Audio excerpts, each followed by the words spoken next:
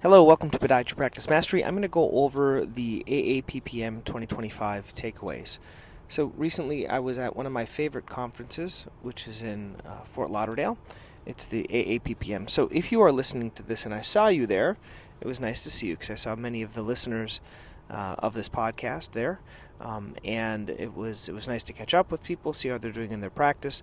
But it was also just good to learn new things. And I think many times we don't need to learn; we just need to be reminded.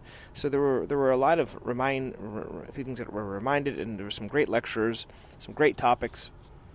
And I really think the key is the speed to action. So the first takeaway that I'm going to go over 12 of these. So the 12 takeaways from this AAPPM. So for me, I'm going to start with number 1, which was a topic I've heard before and I got from Rem, and I actually did. So Rem Jackson, he has top practices, and he has a great lecture he does about how not to get overwhelmed with ideas. And I feel a lot of us, when we go to these conferences, we come back with sheets and sheets of paper, tons of ideas, but nothing ever gets done. So what he recommended, and what I have is I have a journal, an actual physical journal I write down. So I wrote down kind of all the ideas, and I label them kind of A, B, and C. Like A are the things I want to do right away. B, if I have time, I'll get to them, and then C is further down the road. And once I did that, I had a lot of A's. And then I renumbered the A's, like A1, 2, and 3. So which were the ones that I absolutely wanted to get done, or the easiest to get done first, then 2, and then 3. And then I rewrote those on a page. And this was really helpful because a lot of times we get this paralysis from too many things to do or too many different ideas, and we don't really have the bandwidth to implement any of those. And I think that's one of the challenges just in a small practice to begin with, is the amount of free time, or buffer time we call it, is very limited. And so I think this has helped me, and I did this after the meeting. And if you certainly want to know my list, I'll go through my A list right now. So my A list was I was going to add prices to my treatment sheets. So this is something that I've been using, these treatment sheets, and I'm going to add prices to them. I learned this from Melissa Lockwood, and she has prices, and I think it's good for patients to know prices. So if you look at my treatment sheets, if you don't have those, you can go to Podiatry Practice Mastery, get my $1 Million Blueprint, and in there you'll see a link to all my treatment sheets in there. So you can look at I'm kind of putting some in the archive. So there's an archive folder, and then there's you're going to see plantar fasciitis 2025, and then you're going to also see plantar fasciitis, for example, AB. So there's another thing that I'm trying is giving an AB option. So partially covered by insurance, and then things that aren't covered by insurance. So AB options. The next thing was put in there to prevent recurrence. So with orthotics, I put them with offloading, and I really wanted to emphasize how orthotics can help prevent the recurrence of whatever the condition that is. So I liked that aspect, so I added that to those treatment sheets as well. And then the other thing is position and offer orthotics the first visit to patients. And this is something I feel like I haven't been doing. I tend to push it down the road because most of my patients, for example, with plantar fasciitis, an orthotic isn't going to feel good until they finish the Shockwave, or at least at the 5th session. So I was always pushing it down the treatment road, but the problem is many times I wasn't doing it. So if I want to get to my goal, which is 40 orthotics a month, which I'm not doing, I've been asking different people for different kind of ideas, and one of those was to bring it up the first visit, or at least plant the seed for the first visit. If not, do it all together. Because another thought is patients, they many times just want to pay for things once instead of taking in multiple payments. So, for example, with Shockwave, they do $1,500 for the Shockwave, and they pay it once and they're done with those 6 sessions. Wouldn't it be just as easy to pay $2,100, which would include an orthotic to prevent recurrence? So the difference between $1,500 and $2,100 isn't that much, and it's just easier for them to all pay at once. So that was one of my A-list things. Also offering a guarantee. This is something I liked because I've heard about guarantees, and I didn't really like them in the past because I thought I had to guarantee or giving the money back. But from what I've learned is we can guarantee by just doing a couple more sessions. So for example, doing Shockwave or something that patients are skeptical, say, hey, I'm going to guarantee this. If not, I'll do a couple more sessions without payment.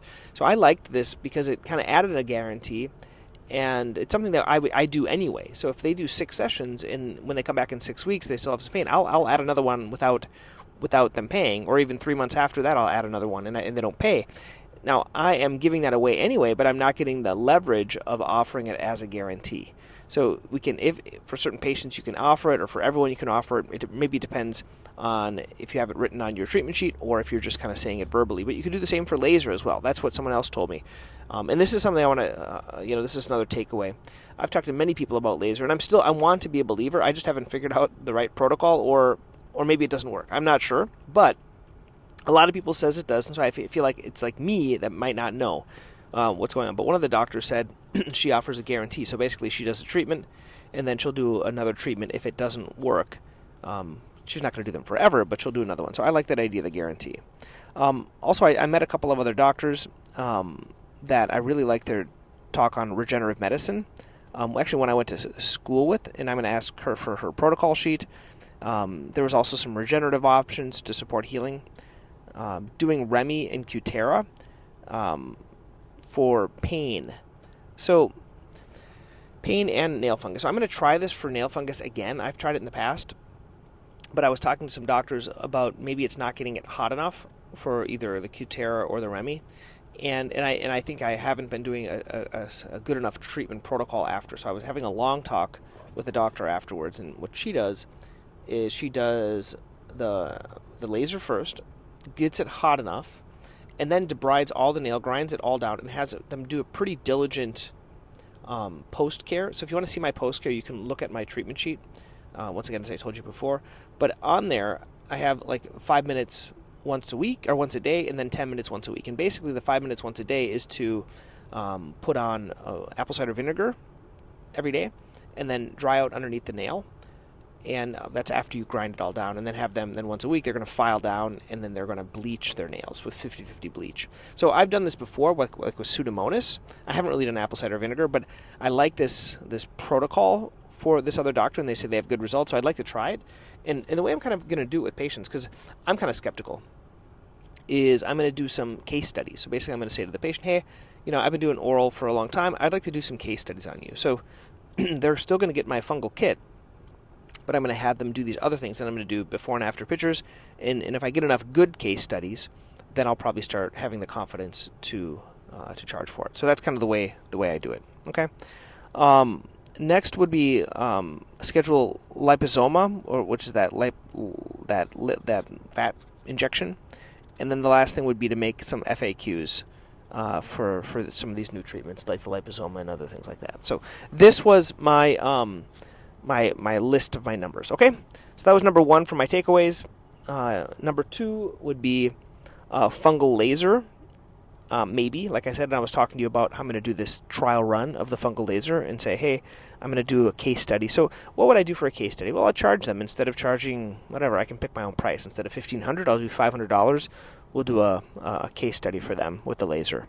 And they would do that, and then they would do the fungal kit.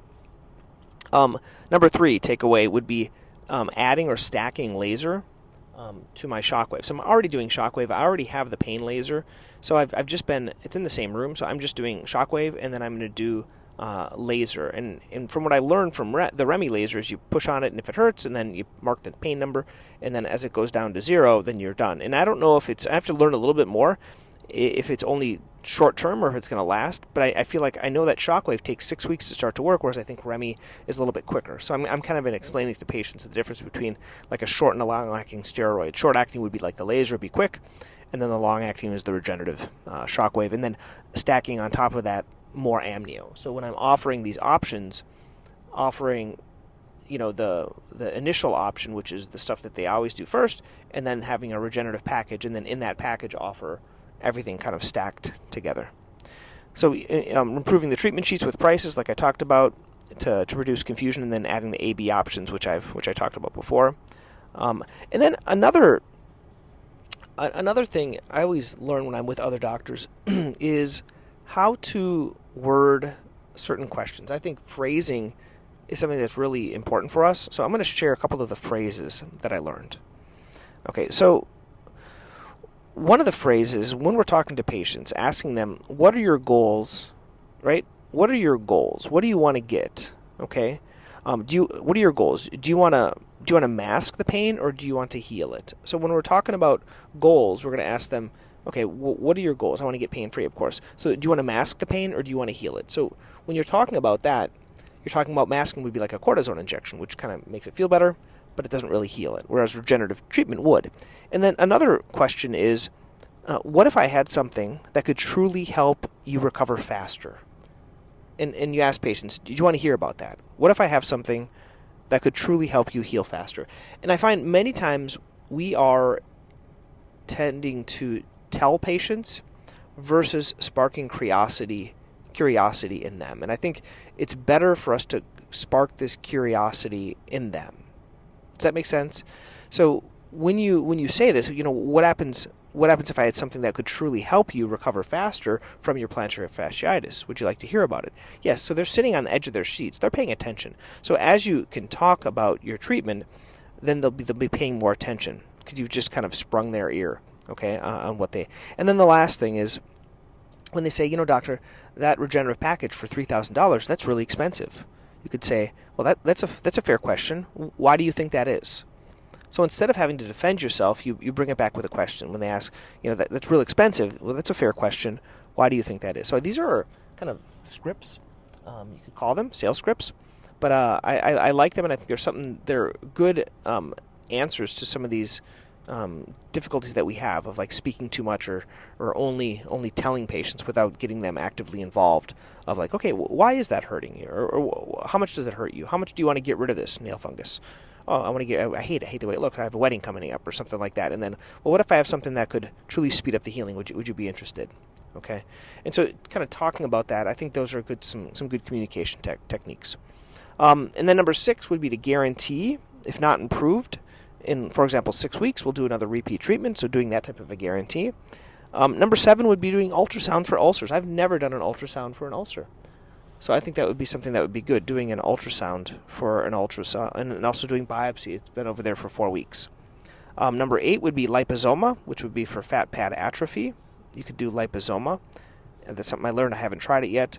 And another thing would be an RSDI reader, which is one of these things that can link directly to the web page, and kind of like the credit card readers, and so they can get our books. If we have books, for example, I have books there sitting on for patients, they can download a PDF copy of that. Number 10 would be a pill container for the office. When we go out and visit other offices, give them the pill container with M&Ms with a certain prescription on there. Take it whenever you're stressed. And then number 11 would be doing the cost per visit for annual overhead. I like this idea. So you take your annual overhead and you divide it by the total number of visits that you do. That should be pretty easy from your balance sheet.